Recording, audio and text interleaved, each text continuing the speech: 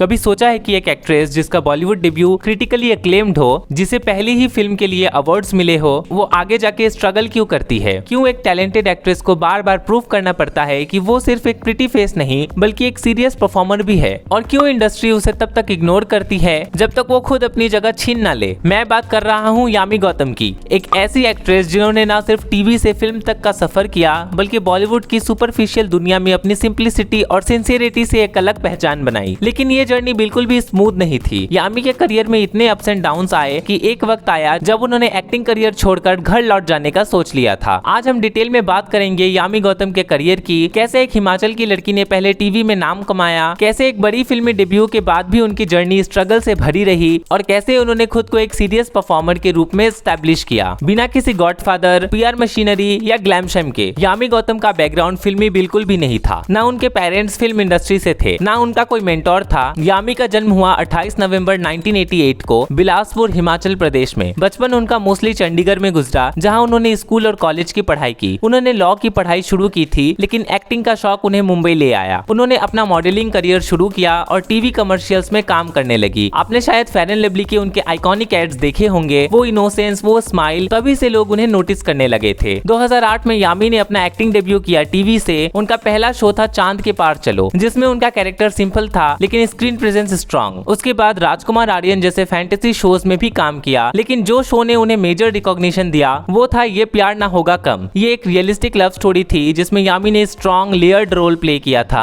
और इसने उन्हें एक्टिंग वर्ल्ड में एक स्ट्रॉन्ग फुटिंग दी। लेकिन उनका रियल ड्रीम था फिल्म्स। टीवी से ट्रांजिशन करना आसान नहीं था, लेकिन यामी ने ट्राई करना शुरू किया। पहली फिल्म मिली कन्नड़ा में उल्लासा उत्साह। ये फिल्म 2010 में रिलीज हुई थी। फिल्म चली नहीं, लेकिन यामी का एक्सपीरियंस वैल्यूएबल था। उसके बाद उन्होंने हर रीजनल इंडस्ट्री में अपना बेस्ट दिया, लैंग्वेज सीखी, अडेप्ट किया, सिर्फ इसीलिए क्योंकि उन्हें एक्टिंग करनी थी। फिर आई 2012 और आई उनकी जिंदगी की टर्निंग पॉइंट और फिल्म मिली विकी डॉनर। सुजीत सरकार की फिल्म विकी डॉनर एक रिस्की सब्जेक्ट पे थी and that is sperm donation. लेकिन फिल्म का ट्रीटमेंट फ्रेश था, परफॉर्मेंस स्ट्रॉन्ग थी। आयुष्मान खुराना का डेब्यू फिल्म था और यामी गौतम उनकी लव इंटरेस्ट के रोल में थी, लेकिन उनका कैरेक्टर सिर्फ एक रोमांटिक इंटरेस्ट तक लिमिटेड नहीं था। उन्होंने अपने ग्रेसफुल परफॉर्मेंस से क्रिटिक्स और ऑडियंस दोनों का दिल जीत लिया। फिल्म हिट हुई, क्रिटिक्स ने यामी की तारीफ की, उन्हें बेस्ट फीमेल डेब्यू के मल्टीपल अवार्ड्स मिले, आईफा, जी सिने, स्क्रीन अवार्ड, सब जगह उनका नाम था। बॉलीवुड को लगा एक नई स्टार आ गई है, सबको लगा कि यामी का करियर अब स्काई रॉकेट करेगा। लेकिन कहानी वैसी नहीं थी। एक ब्लॉकबस्टर डेब्यू के बाद भी यामी के पास कोई स्ट्रॉन्ग ऑफर्स नहीं आए। ऐसे रोल्स मिले जो या तो मेल सेंट्रिक थे या फिर उनका कैरेक्टर अंडररिटन था। टोटल सियापा, एक्शन जैक्सन, सनम रे, जुनूनियत, इन फिल्म्स में या तो स्क्रिप्ट वीक थी या एग्जीक्यूशन फ्लॉड। यामी की परफॉर्मेंस ठीक थी,